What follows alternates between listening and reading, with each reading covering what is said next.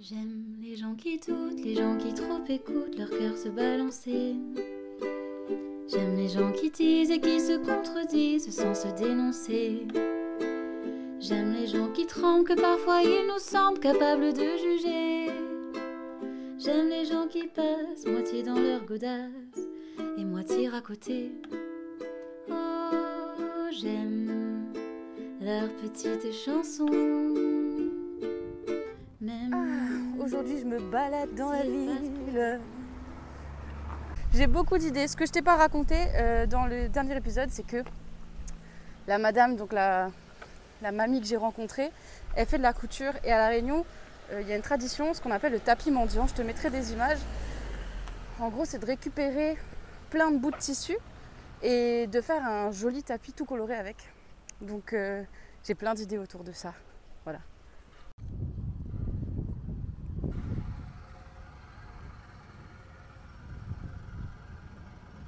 Un petit peu de vent quand même aujourd'hui. Hein.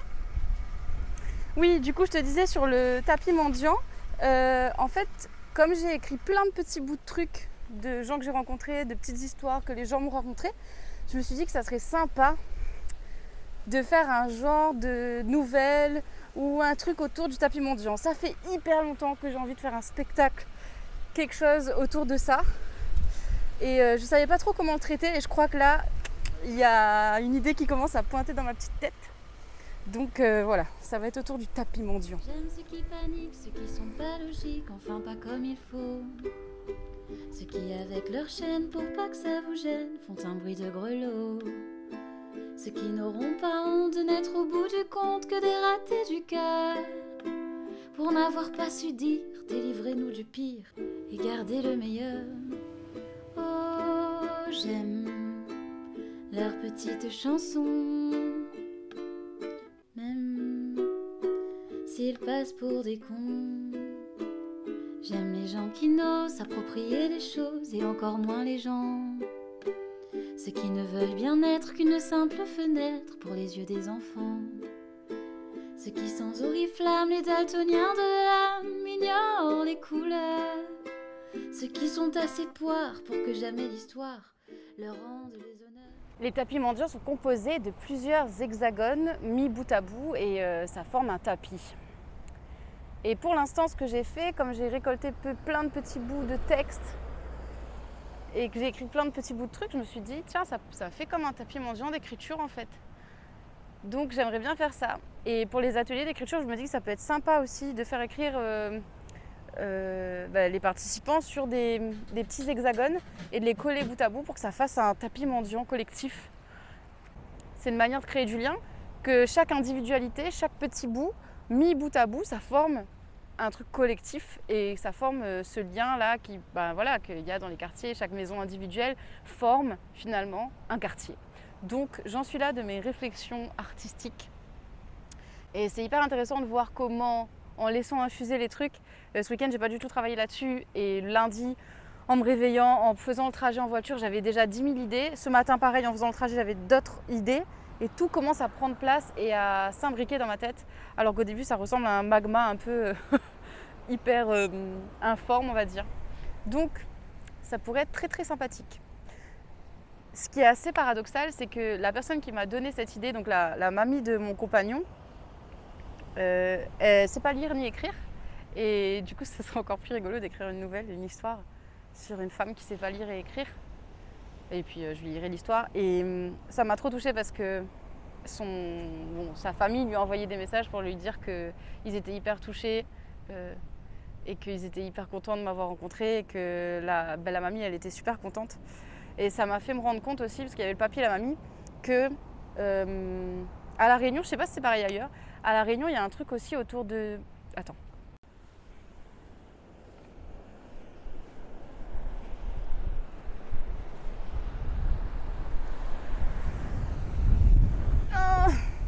J'espère que tu vas bien m'entendre. Je disais à La Réunion, et je sais pas si c'est pareil ailleurs ou si c'est les générations d'avant, mais en gros, je trouve que les hommes ont plus de facilité à mettre en avant ce qu'ils ont fait dans leur vie, alors que les nanas, tu vois, je leur ai posé des questions à tous les deux, s'ils ont des histoires à me raconter, Et elle, tout de suite, elle m'a dit « Ah non, non, non, moi j'ai rien d'intéressant à raconter ». Donc tout de suite, elle s'est enlevée un peu de l'équation. Et en fait, elle m'a raconté plein d'histoires incroyables, enfin trop cool. Et lui aussi, il a raconté plein d'histoires trop cool qui sortent vraiment de l'ordinaire. Mais je trouve qu'il y a une beauté dans l'ordinaire de ces personnes-là qui ont... Par exemple, elle a été aide à domicile pendant plus de 26 ans et elle a bossé pour les mêmes personnes. Enfin, je trouve ça... En fait, c'est ouf. Et ce qu'elle fait de ses mains, le travail manuel, le fait qu'elle fasse de la couture, etc., franchement, c'est de l'art, en fait. C'est de l'artisanat aujourd'hui. Tu vois ça, tu te dis, waouh, c'est incroyable comme truc, quoi. Et elle, je pense que... Enfin, je sais pas c'est dû à quoi, je sais pas, peut-être à la société. J'ai pas envie de faire de généralité forcément ou de faire des théories de comptoir, mais il y avait vraiment ce truc-là. Et je le vois aussi, même dans ma famille, je le vois autour de moi, les nanas ont plus tendance à se dévaloriser, à dire « Ah ben ce que je fais c'est pas grand-chose, c'est rien », alors que c'est beaucoup en fait. Et je crois que j'ai envie de mettre ça en avant aussi. Alors j'ai pas envie de parler que des femmes, ça me rappelle aussi le projet sur lequel je bosse, je suis en réécriture sur Nos cœurs cycloniques, qui est un autre projet. Bref, j'en parle plus tôt dans le podcast, donc si tu vas aller écouter ça, va là-bas. Et je te laisse pour l'instant parce qu'il y a une voiture qui arrive et que ça me stresse. J'aime leurs petites chansons, même s'ils passent pour des cons. J'aime les gens qui doutent et voudraient qu'on leur foute la paix de temps en temps, et qu'on ne les malmène jamais quand ils promènent leurs automnes au printemps.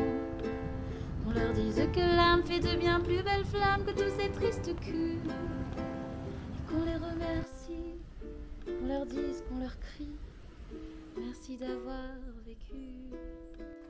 Il est temps de faire un petit point. J'ai l'impression, j'avoue, je suis chez ma cousine là, on est le lendemain, et j'ai l'impression d'être, on en parlait hier avec ma cousine, d'être le petit gars, tu sais, qui fait j'irai dormir chez vous. Ben, c'est un peu ça. Là, je suis en mode j'irai écrire chez vous. Donc, je me balade de maison en maison de gens que je connais. Et ça me permet de discuter, d'échanger. Ils me parlent aussi de gens qui connaissent dans le quartier, tout ça. Donc, ça me donne des contacts et c'est très chouette. Je profite d'être chez elle. Elle est allée travailler, elle m'a laissée chez elle dans son jardin. Donc, je profite d'être un peu toute seule et posée pour te faire un petit point sur ce qui s'est passé hier. Comme tu le sais, je filme pas toujours quand je rencontre des gens, etc. parce que je trouve que ça casse un peu l'authenticité de l'échange. Et je sais qu'il y a des gens qui ne sont pas forcément à l'aise avec ça. Donc, je rencontre plein de gens, mais je ne filme pas forcément. Hier, après m'être baladée un petit peu dans le quartier, je suis allée à la médiathèque. Et j'ai croisé un gars que je connaissais là-bas, donc qui tient une page Facebook. Et il me disait, je suis trop dégoûtée, il me disait « Ouais, il y a eu une visite guidée historique du cimetière ce matin ». Et donc je suis passée à côté du truc et j'ai loupé en fait, alors que j'ai tourné à gauche et si j'avais tourné à droite, j'aurais pu avoir la visite du cimetière, je pense.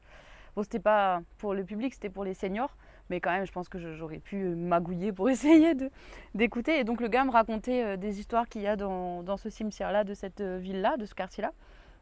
Et après, il m'a donné le contact du gars qui a fait la visite touristique, donc je vais aller le rencontrer aujourd'hui, enfin voir si je peux le rencontrer, s'il peut me raconter des histoires, etc.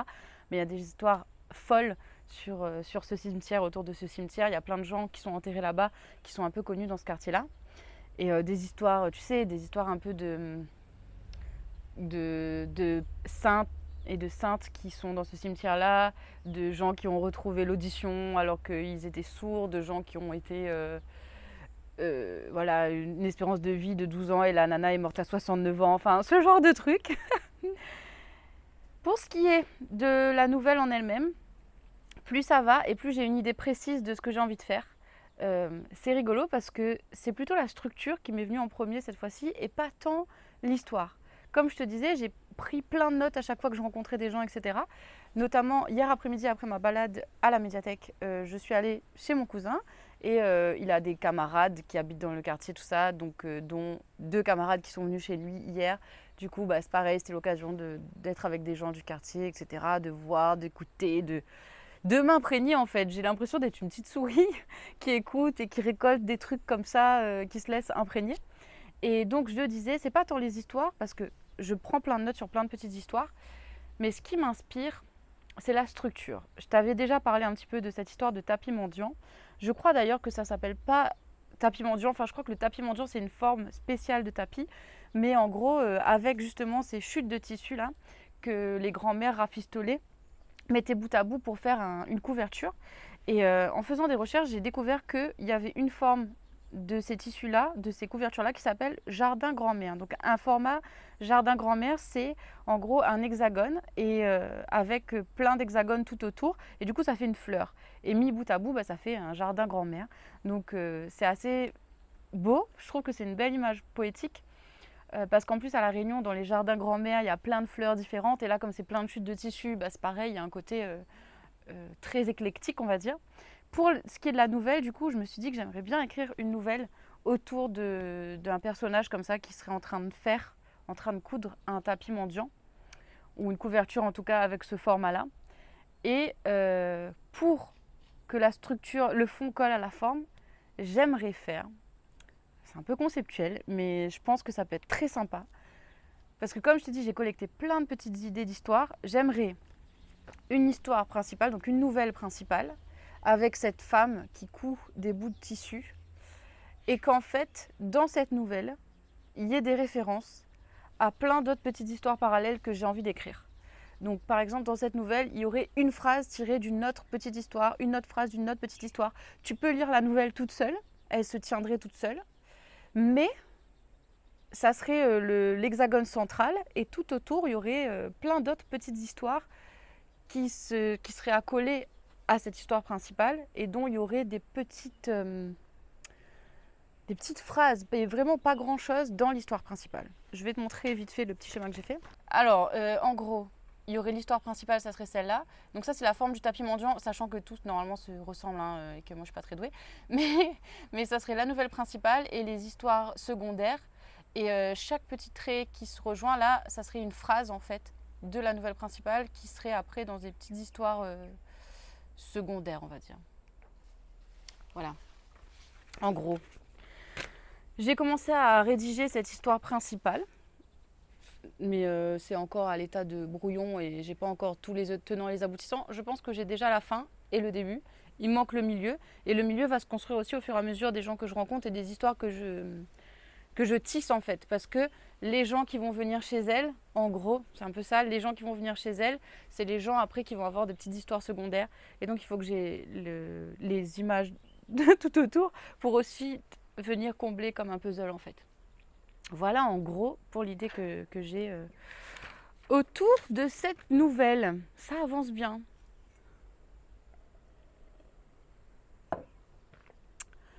Le projet de cette journée, c'est de rester un petit peu dans le jardin pour écrire. Parce que j'ai reçu plein d'informations hier, etc.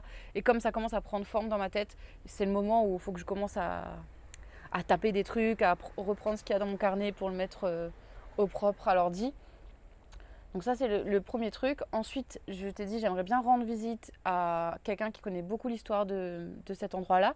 Donc je vais aller voir s'il est disponible, s'il peut me raconter des trucs, tout ça. Qu'est-ce que j'aimerais faire d'autre? Aussi, autre truc, j'ai découvert que, en faisant des recherches sur le tapis mendiant, il y avait un poète réunionnais qui s'appelle Jean Albany, qui est décédé depuis très longtemps, enfin c'est un vieux poète, qui a fait un recueil de poèmes sous le format tapis mendiant, qui s'appelle donc Zamal. Et c'était à la base pour ça que j'étais allée à la médiathèque, mais ils l'ont pas. Donc je l'ai trouvé sur internet, il faut que je le commande sur internet. Là je peux pas le faire, mais quand je serai à la maison je ferai ça. Ensuite demain je vais faire une pause résidence parce que je suis au Salon du Livre de Saint-Paul où je fais des dédicaces, des ateliers théâtre, une lecture théâtralisée pour une copine. Donc full journée autre quoi que la résidence. C'est ça d'être artiste indépendante et plurielle, c'est trop chouette. Voilà, je te laisse pour l'instant, je vais écrire, noter tout ça dans le jardin, profiter de ce beau cadre et on se reprend plus tard. Merci, merci pour la tendresse, et tant pis pour vos fesses qui ont fait ce qu'elles ont pu.